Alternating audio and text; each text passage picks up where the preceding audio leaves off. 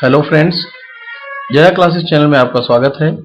Jaya classes channel के माध्यम से आप इस समय पढ़ रहे हैं मैथमेटिक्स, और मैथमेटिक्स में आप देखेंगे आज कुछ ऐसे प्रश्न जो बार बार परीक्षाओं में आते हैं या इन्हीं तरह के क्वेश्चन परीक्षाओं में पूछे जाते हैं। ये क्वेश्चन देखने में तो आपको आसान लगेंगे लेकिन है बहुत इंपॉर्टेंट। और इन मैथमेटिक्स के कुछ क्वेश्चनों के साथ ही आप रीजनिंग के भी कुछ क्वेश्चन सॉल्व करेंगे। और देखते हैं, चलिए आज के अपने इस वीडियो के पहले क्वेश्चन को। हमारा पहला क्वेश्चन है, वह सबसे छोटी संख्या 8,93,304 में जोड़ने पर एक पूर्ण वर्ग प्राप्त होगी। तो वह छोटी से छोटी संख्या क्या है आपको बताना है। निम्न है बता रहे हैं कि वह छोटी से छोटी संख्या निम्न है जो इसमें जोड़ने पर पूर्ण वर्ग प्राप्त होगी। तो आप क्या करें, इसका आप वर्गमूल निकालें और वर्गमूल निकालने में देखेंगे कि एक बार अधिक ले जाने में कितने की कमी हो रही है, वही इसमें जोड़ने की आवश्यकता है।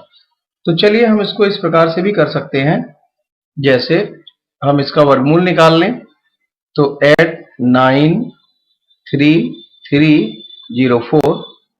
आप इसका वर्गमूल जब निकालेंगे तो पहले पेयर बना लें, ये पेयर हो गया और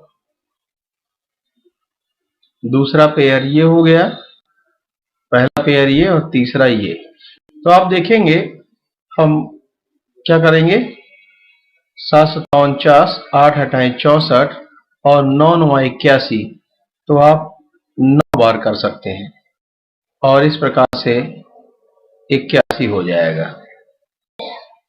चलिए अब हम देखते हैं, 81 को घटाएं तो बचेगा 8, 9 में से घटाएंगे 8 तो हम एक जोड़ा नीचे ले आएंगे 33। अब 833 हो गया और यहां पर 9 रखेंगे, 9 9 18 हो जाएगा और 18 से इसको अब भाग देंगे तो देखिए 18 से भाग दें, 18 3 54, 18 चौक 72, 18 पंजे 90 ज्यादा हो जाएगा तो 18 चौक 72, 4 बार, 4 चौक 16 और 4 8 32 और 1 33, 4 कम 4 3 7। तो आप देखेंगे यहां जो है क्या हो रहा है, आप इसको माइनस करें जल्दी से। 13 में से 6 घटाएंगे तो आएगा 7 और यहां बचेगा 2 और 12 में से 3 घटाएंगे तो 9, फिर कुल 97 ही रह गया।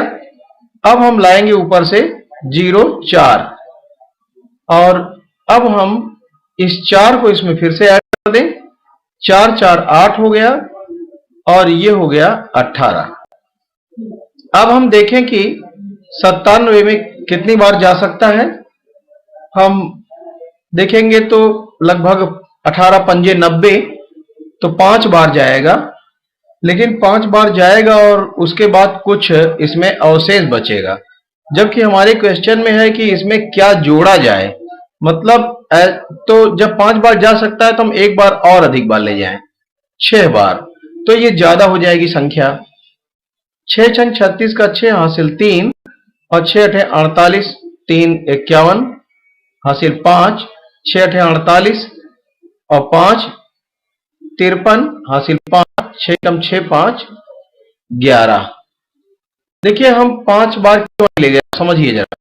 अगर हम 5 बार ले जाते, यहां 5 लिखते और यहां भी 5 लिखते तो 5 25 का 5 हासिल 2, 5 8 40, 2 42 का 2 हासिल 4, 5 8 40 और 4 44 का 4 हासिल 4, 5 कम 5 4 9।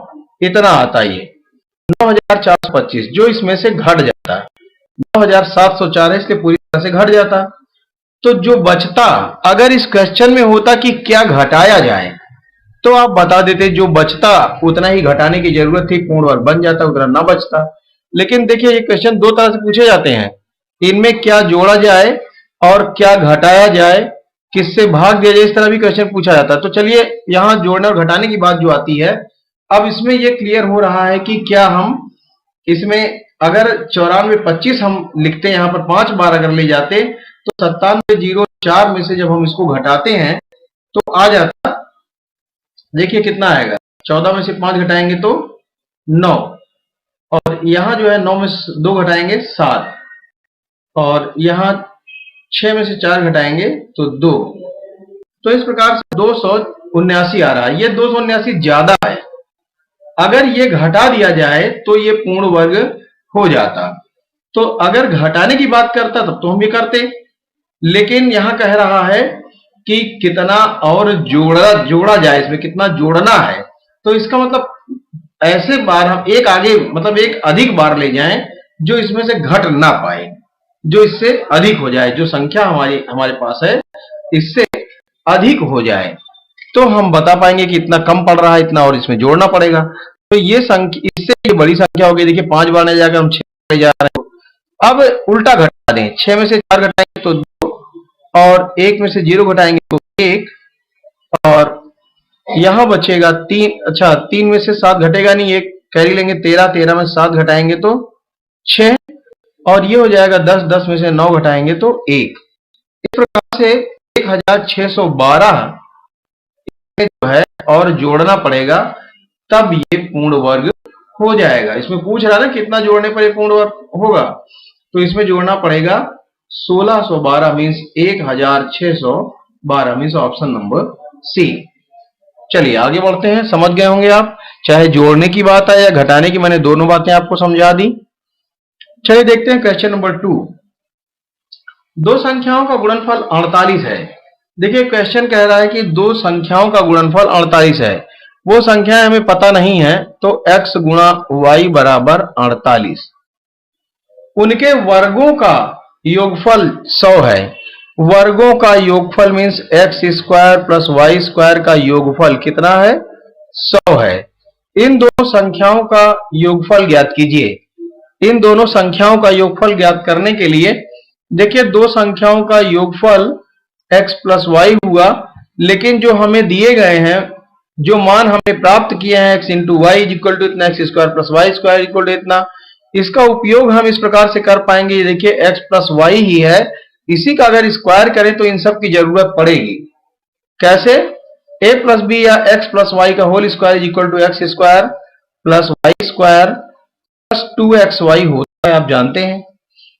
क्या करेंगे, आप x square plus y square की वैल्यू देखिए आपके पास है 100, इसकी जगह पर आप 100 लिख सकते हैं, इसकी जगह पर, और 2xy plus 2 into xy, xy की वैल्यू कितनी है 48, ये आप कर दिए।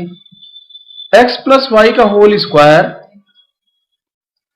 इज इक्वल टू, अब आप लिख सकते हैं 100 और धन 8 दूना 96, इस प्रकार से 196 हो जाएगा, और ये x प्लस वाई का स्क्वायर इक्वल टू है 196। x plus y is equal to क्या हो जाएगा, अंडर रूट 196, और 196 का वर्गमूल आप निकालेंगे तो देखेंगे 14 आ जाएगा।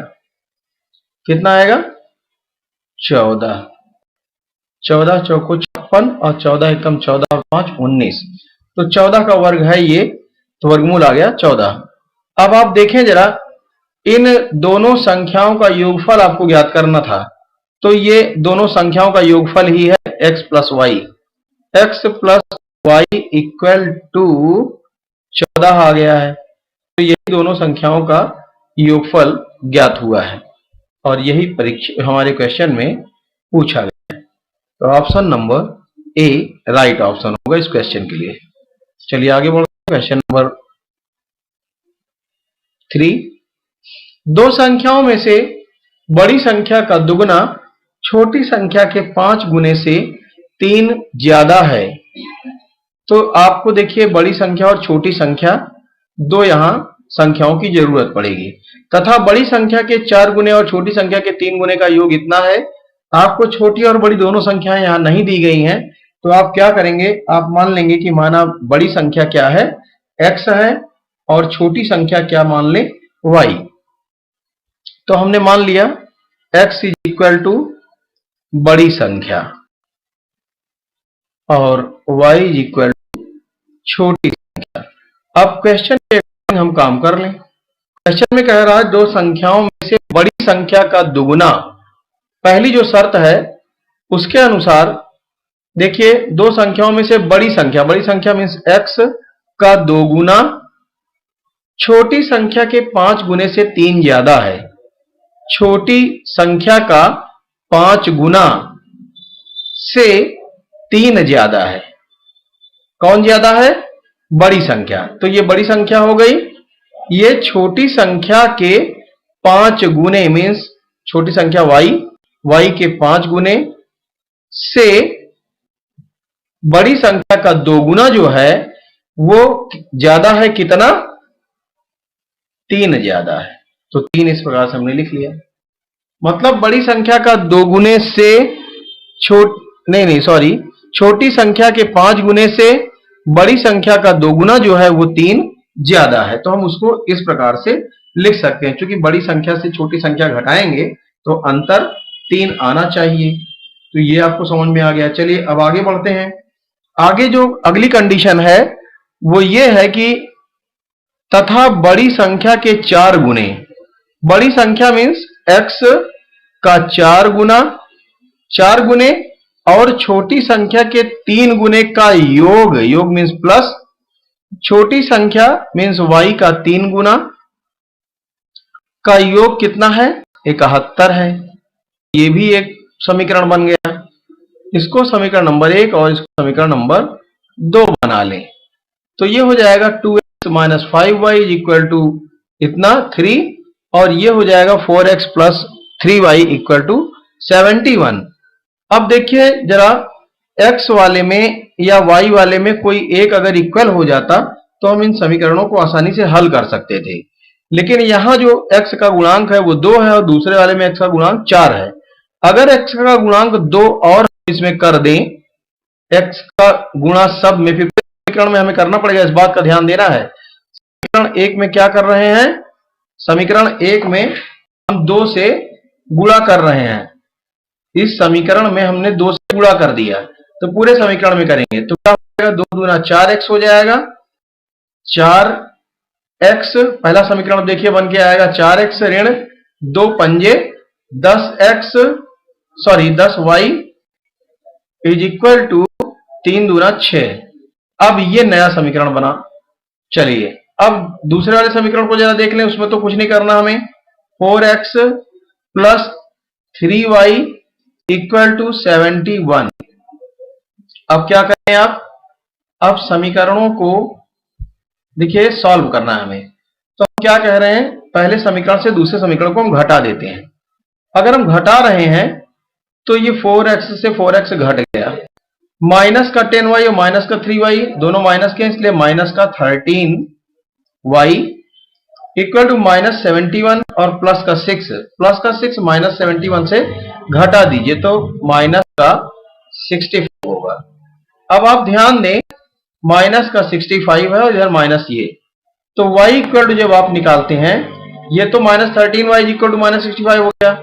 y इक्वल टू माइनस 65 यहाँ पहले से ही है, माइनस 13 नीचे, तो माइनस से माइनस कैंसिल और 13 पंजे 65, तो y की वैल्यू आ गई 5। अब आप ध्यान दें y की वैल्यू जब 5 आई तो हम x की भी वैल्यू निकाल सकते हैं। तो देखिए y की वैल्यू अगर 5 आई और हम y की वैल्यू किसी भी एक समीकरण में रख दें, चाहे किसी समीकरण में, चाहे पहले में चाहे दूसरे में। अगर पहले में रखते हैं तो पहला समीकरण क्या है? पहला समीकरण था जो है क्या, जब इसमें हमने 2 से नहीं मल्टीप्लाई किया था तो ये था इतना और 3। मतलब चाहे आप इसमें रखें चाहे बाद वाले में रखें चाहे किसी में भी रखें, वैल्यू आपको मिलेगी x की। तो चलिए और सेम वैल्यू मिलेगी। तो हम देख लेते हैं पहले जो हमारा समीकरण था वो था, चलिए हम दूसरे में ही रख लेते हैं क्योंकि पहले वाले में कुछ 2 से गुणा किया वो आप कहीं भूल ना जाए, इसलिए हम दूसरे वाले में ही रख लेते हैं, इसी में रख लेते हैं। x की वैल्यू हम रखते हैं 5, y की वैल्यू निकली है 5, तो यहाँ x इंटू 4 प्लस y की वैल्यू हमने रख दिया 5 इंटू 3 इक्वल टू 71। ये हो जाएगा 4x धन 5 तिया 15 बराबर 71। तो 4x बराबर 71 ऋण 15। अब आप ध्यान दें, x बराबर 71 में से 15 घटाएं तो 11 में से 5 घटाएंगे 6, और यहां बचेगा 6 में से 1 घटाएंगे तो 5, 56 आएगा। 56 का मतलब x is equal to 56/4। x is equal to 56/4। और अब 4 से 56 को भाग दें तो 4 एकम 4, 4 चौक 16, 4 एकम 4 और 4 चौक 16, 56 होता है। x इक्वल टू आ गया 14। x का कितना मान आ गया? x की वैल्यू आ गई 14। x की वैल्यू जो 14 आई, हमें जो वे संख्याएं क्या क्या है हमें ज्ञात करना था। तो x की वैल्यू 14, x क्या है? बड़ी संख्या है, x इज इक्वल 14, और y क्या है? छोटी संख्या है, y इज इक्वल टू 5। अब यही आंसर हो जाएगा, मीन्स 14 और 5। पहले बड़ी संख्या लेंगे फिर छोटी संख्या, तो 14 और 5 मीन्स ऑप्शन नंबर सी। चलिए आगे बढ़ते हैं। क्वेश्चन नंबर 4, यदि संख्या इतना 6 से पूर्णतः विभाज्य है तो a के स्थान पर सबसे बड़ा अंक होगा। a के स्थान पर सबसे बड़ा अंक क्या होगा ये आपको बताना है। तो देखिए, आप कुछ ना करें, आप इसको 6 से भाग दे दें। जो आपके समक्ष समीकरण, जो आपके समक्ष संख्या है, इसको 6 से भाग दें। तो चलिए हम भाग देते हैं a तक। देखिए जरा, 6 एकम 6 कट गया, फिर 2 में जाएगा नहीं तो एक 0 बढ़ाएंगे तो 2 संख्या हो जाएंगे 25, 25। अब 6 से भाग देंगे तो 6 चौको 24, तो 1 बचेगा, 13 हो जाएगा, 6 दूना 12, 1 बचा, फिर 12 हो गया, 6 दूना 12, फिर 9 है तो 9 में भाग देंगे, 6 एकम 6, 3 बचेगा 31, 6 पंजे 30, 1 बचेगा 15 हो जाएगा, और 6 दूना 12 तो 3 बचेगा। अब 3 है और यहां क्या हो जाए? 6 एकम 6, 6 दूना 12, 6 त्रिक 18, 6 चौको 24, 6 पंजे 30, 6 पंजे 30 में 3 और 0 रखना पड़ेगा, लेकिन बड़ी से बड़ी कह रहा है ना ये, तो 6 पंजे 6 छंग 36, 6 सत्ते 42 में तो 4 की जरूरत पड़ेगी, जबकि हमारे पास 3 ही बचा हुआ है। तो 6 छंग 36, 6 अगर लिख दें तो 3 और 6 36 से विभाजित हो जाएगा 6 से। तो यहां पर क्या होना चाहिए? 6 होना चाहिए। Option number B right option होगा इस क्वेश्चन के लिए। कुछ नहीं था, बस भाग देके हमें देख लेना था। चलिए आगे बढ़ते हैं। क्वेश्चन नंबर 5, 4 अंकों वाली बृहत्तम तथा न्यूनतम संख्याओं का योगफल। बहुत आसान क्वेश्चन है, छोटे बच्चे भी इसको कर लेंगे। 4 अंकों वाली बृहत्तम संख्या मीन्स 4 बार 9 9, फिर उसके बाद न्यूनतम अंकों की 4 अंकों की संख्या 1 2 3 4, ये हो गई न्यूनतम संख्या 4 अंकों की। जोड़ दीजिए 9 9 9 और 9 1 10, 10,999, 10,999 में option number C right option हो जाएगा। आगे बढ़ते हैं क्वेश्चन नंबर 6 की ओर। यदि 7 के 3 लगातार गुणजों का योग 777 है तो सबसे छोटा गुणज, देखिए 7 का गुणज की बात की जा रही है, तो पहला क्या हो सकता है? संख्या 7x होगा। दूसरा क्या होगा? 7 जुड़ जाएगा। तीसरा क्या होगा? 7 और जुड़ जाएगा तो 7 14 हो जाएगा। ये 3 संख्याएं हो गई पहले की 3 लगातार संख्याएं। तो 3 लगातार गुणज ये हो गए 7 के, इनका योग कितना है?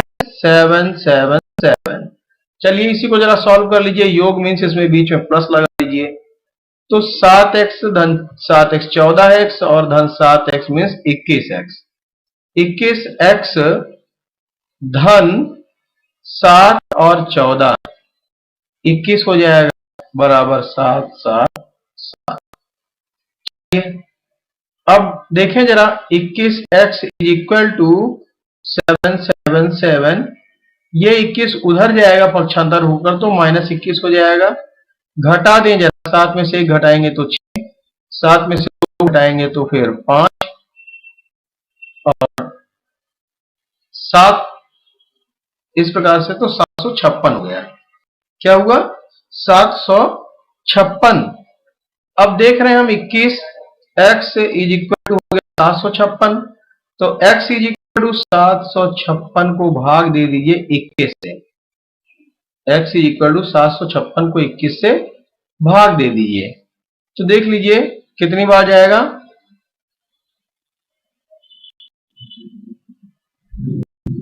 21 से भाग देना है, देखिए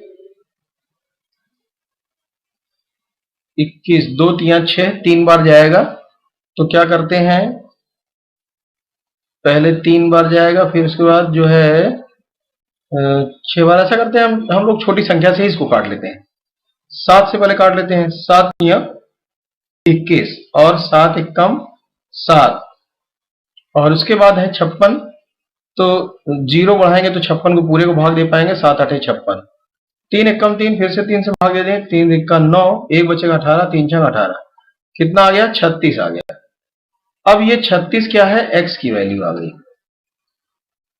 तो सबसे छोटा गुणज क्या था? सबसे छोटा देखिए 3 गुणज थे, ये और तीसरा, तो सबसे छोटा mean 7x। 7x is equal to, देखिए क्या हो जाएगा, 7x equal to 7 into x. इसका मतलब 7 इंटू 36, 42 और 7 21 और 4 25, mean 252। Option number A right option होगा, 252। चलिए आगे बढ़ते हैं। क्वेश्चन नंबर 7, गुणनफल 140 गुणा 101 में क्या जोड़ा जाए जिससे कि इतना प्राप्त हो। तो पहले इनका गुणनफल निकाल लें, तभी तो समझ में आएगा क्या जोड़ेंगे, कितना कम पड़ रहा है। तो गुणा करेंगे तो 0 और 14 से करेंगे, 14 एकम 14, 1 बचेगा, 14 एकम 14, 14140 हो गया। अब 14140 में क्या जोड़ा जाए कि इतना हो जाए, इसका मतलब ये ज्यादा है, तो इसमें से इसको घटा दो, मीन्स 14414 में से 14140 घटा दीजिए। 4 में से 0 घटाएंगे 4, और 11 में से 4 घटाएंगे तो 7, यहां बचा क्या? 3, 3 में से 1 घटाएंगे तो 2, और 4 में से, और तो ये सब 0 हो गए, तो 274 इसमें जोड़ना पड़ेगा 14414 प्राप्त करने के लिए। इसका मतलब ऑप्शन नंबर ए हो जाएगा राइट ऑप्शन। आगे बढ़ते हैं क्वेश्चन नंबर 8 की ओर।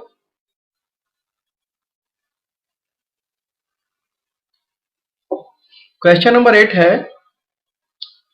3759 गुणा 9573 के गुणनफल में दहाई अंक और इकाई अंक का योगफल आपको ज्ञात करना है। तो पहले इनका गुणनफल क्या आएगा ये आप ध्यान दें। जब इनका गुणनफल आ जाएगा तो फिर आप सब कुछ निकाल लेंगे। तो इनका हम गुणनफल देखते हैं, आएगा दोनों का गुणा करने पर गुणनफल बराबर आएगा 3 5 9 8 4 9 0 7, ये आएगा इनका गुणनफल। अब ध्यान दें कि इनके गुणनफल में इकाई और दहाई का अंक, इकाई ये है और दहाई 0 है, इन्हीं दोनों का क्या करना है? योग, मीन्स इकाई दहाई मतलब 7। तो इन दोनों का योग क्या आया? 7 आया। अपना ऑप्शन जरा चूज करें, ऑप्शन नंबर डी। बहुत आसान क्वेश्चन था। चलिए आगे बढ़ते हैं। क्वेश्चन नंबर 9, ये 1 - 1/2 में कितने आधे हैं? ये 1 - 1/2 नहीं है, बल्कि ये क्या था, ये थोड़ा सा मिस्टेक हो गया है, 1 सही 1/2 है, 1 सही 1/2। तो 1 सही 1/2 में कितने आधे हैं? ये तो ऐसे ही बता रहा है कि 3 आधे हो गए, लेकिन फिर भी 2 कम 2 और 1 3, 3/2 कितने आधे हैं, आधा कितनी बार है, तो 1/2 से इसको डिवाइड कर दीजिए। 3/2 गुणा 2/1, उल्टा कर देंगे जब गुणा करेंगे तो, और 2 से 2 कट गया तो आ गया आंसर 3। यही आपका आंसर होगा, means option number C. Question number 10 की ओर चलते हैं। क्वेश्चन नंबर 10 है 26 और 26 शतांक को लिखा जाता है 26 और मीन्स प्लस 26 शतांक मीन्स 26 बटा 100 को हम लिख सकते हैं क्या 26 धन 2 जीरो है तो 2 अंक के पहले दशमलव, और इस प्रकार से जब हम इनको जोड़ेंगे तो 26.26 होगा, क्योंकि यहाँ जीरो पूर्णांक है और जीरो में ये भी पूर्णांक है 26 और जीरो क्या हो जाएगा 26.26, तो 26.26 means option number D right option हो जाएगा। चलिए आगे बढ़ते हैं। कहीं इसमें देखिए भूल मत करिएगा कि आप पूर्णांक को ले जाकर दशमलव के बाद वाले में जोड़ने लगे, अगर आपने ऐसा कर दिया तो सब गड़बड़ हो जाएगा। आपको भ्रमित करने के लिए इसमें कई ऑप्शन दिए गए हैं। क्वेश्चन नंबर 11, 23 का जो संबंध 8 से है वही संबंध 32 का किससे है, ये आपको बताना है। तो आप ध्यान दें कि 2 और 3 5 होता है तो 8 नहीं हो सकता। अब 2 में से 3 घटाया भी नहीं जा सकता, तो और हम क्या कर सकते हैं 2 गुणा 3, 2 3 6 होगा, 8 नहीं होगा। तो इसको दिमाग लगाएं तो ये हो जाएगा 2 की घात 3, मतलब 2 गुणा 2 गुणा 2 बराबर 8। इसी प्रकार से ये देखिए 2 की घात 3 मीन्स पहले वाले की घात दूसरा वाला, तो यहां पहले वाले की घात दूसरा वाला मीन्स 3 की घात 2, 3 की घात 2 का मतलब 3 गुणा 3 बराबर 9, तो आंसर आना चाहिए 9 मीन्स ऑप्शन नंबर बी। समझ गए होंगे आप, बहुत अच्छा क्वेश्चन था। चलिए आगे बढ़ते हैं। ये रीजनिंग के क्वेश्चन है, रीजनिंग की शुरुआत हुई यहां से। क्वेश्चन नंबर 12, यदि किसी सांकेतिक भाषा में 4671 का अर्थ है, देखिए क्या है पहले समझ लीजिए। 4671 का अर्थ क्या है, लीव्स आर ग्रीन। चलिए दूसरा देखें, तथा 845 का अर्थ है green is good, green is good. आगे देखिए 639 का अर्थ है, 639 का अर्थ है they are playing, they are playing. अब ध्यान दें कि देखिए जरा पहले और दूसरे में क्या क्या मैच कर रहा है। अच्छा हमें देखिए बताना क्या उसको भी थोड़ा समझ लें। उसी भाषा में लीव्स के लिए क्या कोड होगा, मतलब लीव्स के लिए हमें कोड बताना है। तो लीव्स है कहां, पहले वाले में है, पहले वाले में लीव्स है, दूसरे वाले में नहीं है, तीसरे वाले में है नहीं है। अगर होता तो हम मैच करा लेते, नहीं है तो अब क्या करेंगे,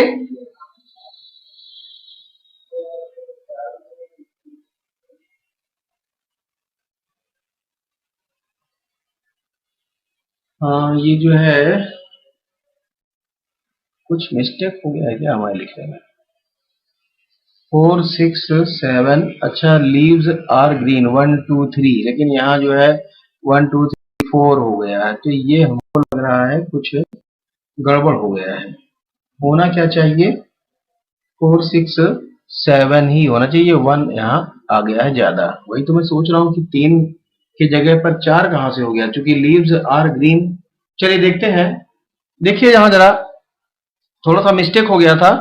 अब आप ध्यान दें, पहले वाले में लीव्स आर ग्रीन 3 चीजें हैं और 3 अंक भी हैं 4 6 7।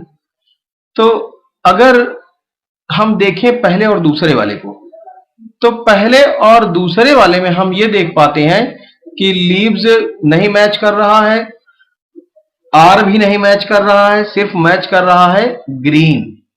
तो ये ग्रीन को जरा हम काटें तो यहां देखें इन दोनों में क्या मैच कर रहा है 4 6 7 8 4 5, तो सिर्फ 4 अकेले मैच कर रहा है। इसका मतलब ये 4 किसके लिए आया है, ग्रीन के लिए। 4 जो है ग्रीन के लिए आया है। अब लीव्स पूछ रहा है तो लीव्स पहले ही वाली लाइन में, इसका मतलब इसी से हमें आंसर मिलेगा। अब आर का क्लियर हो जाए तो हमारा काम बन जाए। आर है तीसरे वाले में, they are playing, they are playing, और यहाँ लीव्स आर ग्रीन। तो यहां देखिए दोनों में मैच क्या कर रहा है, दोनों में ये आर आर जो है मैच कर रहे हैं पहले और लास्ट वाले में। तो पहले और लास्ट वाले में दोनों में मैच क्या कर रहा है, 6, ये 6 और ये भी 6। तो 6 6 मैच कर रहे हैं, इसका मतलब ये आर के लिए हो गया, आर के लिए 6 और ग्रीन के लिए 4 हो गया। तो जब 4 जो है ग्रीन के लिए हो गया, आर आर के लिए जो है 6 हो गया, तो बचा क्या, 7। 7 किसके लिए है, लीव्स के लिए। देख पा रहे हैं आप, समझ में आ गया होगा। तो option number C right option हो जाएगा। आगे बढ़ते हैं, क्वेश्चन नंबर, ये 12 था, ठीक। क्वेश्चन नंबर 13, यदि किसी विशेष भाषा में फ्लावर का HLQWGR लिखा जाता है तो उसी भाषा में नॉर्मल को किस प्रकार लिखा जाएगा। आप ध्यान दें कि फ्लावर FLOWER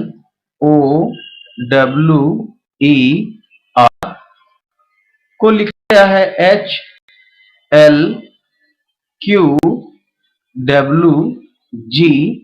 आप ऐसे ही लिखे समझ में आएगा। देखिए पहला वाला F का H हो गया, दूसरे वाले में L का L ही है, तीसरे वाले में O का Q हो रहा है, चौथे वाले में मतलब सम विषम वाली बात है। जो विषम प्लेस पर है उनमें परिवर्तन हो रहा है और जो सम प्लेस पर है उनमें परिवर्तन नहीं हो रहा, मतलब दूसरा और चौथा और छठवां, इनमें परिवर्तन नहीं हो रहा है। परिवर्तन किसमें हुआ, पहले, तीसरे और पांचवें में परिवर्तन क्या हुआ, F से H हो गया। तो F के बाद G H, मतलब 2 की वृद्धि हुई तब ऐसा हुआ। O के बाद जरा देख लें, P Q, 2 की इसमें भी वृद्धि हो रही है। इसी प्रकार E के बाद F G, 2 की वृद्धि इसमें भी हुई, और इसके अतिरिक्त जो थे वो सेम के सेम है। तो यही हम इसमें भी जरा देखें, नॉर्मल में n के बाद 2 हम वृद्धि करें n से आगे, तो NOP आ जाएगा। O में कोई परिवर्तन नहीं करना, O को ऐसे ही लिखना है। और R में 2 परिवर्तन करिए, 2 आगे बढ़िए, तो R के बाद ST आएगा। M को ऐसे ही रहना है। A का जो है परिवर्तन होगा, A के बाद B और C, L का वैसे ही रहेगा। तो POT means option number B right option हो गया। समझ में आ गया होगा। आगे बढ़ते हैं, क्वेश्चन नंबर 14, 45 @ 23 = 14, 76 @ 22 = 17, 55 @ 10 का मान ज्ञात करना है आपको। अब आप ध्यान दें कि 45 @ 23 है, तो 45 अगर ये माइनस होता 23 तो 5 में से 3 घटाएंगे तो 2 आएगा, 4 में से 2 घटाएंगे तो 2 आएगा, इसका मतलब ये माइनस नहीं है। अच्छा, 45 और 23 को जरा जोड़ें तो 5 3 8 और 4 2 6। फिलहाल ये 14 जो है बहुत छोटी संख्या है इन दोनों से, तो जोड़कर तो और बड़ी संख्या आएगी, तो ये तो हो ही नहीं सकता। तो इसका मतलब और भी कुछ इसमें दिमाग लगाया जाए तो ये 4 × 5 4 पंजे 20 और 2 × 3 6, तो 20 6 26 होगा, ये भी नहीं होगा अगर जोड़े बीच में। तो चलिए अब देखते हैं, 4 धन 5 करते हैं और इसको प्लस मान लेते हैं, क्योंकि 5 4 9 ही होगा, इससे बड़ी संख्या 14 है तो प्लस ही मानना है, ठीक रहेगा। और 2 धन 3, तो 5 4 9, 9 में 3 2 5 जोड़ दें तो 9 5 14 आ जाएगा। इसका मतलब 14 ऐसे ही हुआ होगा। आगे भी देख लें क्या इसी प्रकार से हुआ है अगला भी। तो 7 धन 6 धन 2 धन 2, 7 6 13, 13 और 4 17 गया। तो वाले में भी हम यही कर लें, 5 धन 5 धन 1 धन 0 हो जाएगा 10 धन 1 means 11। Option number B right option हो जाएगा। इस क्वेश्चन के लिए। तो समझ गए होंगे आप। आगे बढ़ते हैं नेक्स्ट क्वेश्चन की ओर।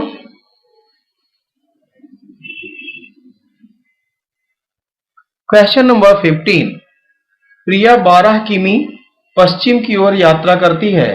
देखिए, जब हम ऑन पेपर बनाते हैं दिशा को तो इस प्रकार से हम दिखाते हैं। ये हो गया पूर्व और ये हो गया पश्चिम, ये हो गया उत्तर और ये हो गया दक्षिण। क्वेश्चन में कहा जा रहा है कि प्रिया 12 किलोमीटर पश्चिम की ओर जाती है, तो स्वाभाविक है इधर गई होगी। और मान लीजिए, चलिए ये गंतव्य स्थान है, यहां से 12 किलोमीटर, इस प्रकार से कितना हो गया ये 12 किलोमीटर, ये स्थल है। चलिए यहां से 12 किलोमीटर किधर गई, पश्चिम की ओर। फिर 3 किलोमीटर दक्षिण की ओर, तो दक्षिण कहां है, नीचे है, 3 किलोमीटर दक्षिण की ओर। चलिए इसके बाद क्वेश्चन में क्या है आगे, और फिर 8 किलोमीटर पूरब की ओर, तो पश्चिम के विपरीत पूरब, पश्चिम के विपरीत पूरब कितना, 8 किलोमीटर। बताएं कि वह अपने आरंभिक बिंदु से कितनी दूरी पर था। आरंभिक बिंदु कहां है, यहां है, और यहां से कितनी दूरी पर है अब ये बताना है। तो यहां पहुंच गई है, तो यहां से इसकी जो दूरी है वो कितनी है ये आपको बताना है। तो देखिए, इसके लिए हम अगर यहां से एक लंब डाल दें ऐसे, तो ये 8 है, तो ये भी दूरी 8 हो गई। टोटल दूरी कितनी है, 12। ये है 12 यहां से यहां, तो इतनी दूरी कितनी हो जाएगी, 8 और 4 12, तो ये हो जाएगी 4 किलोमीटर।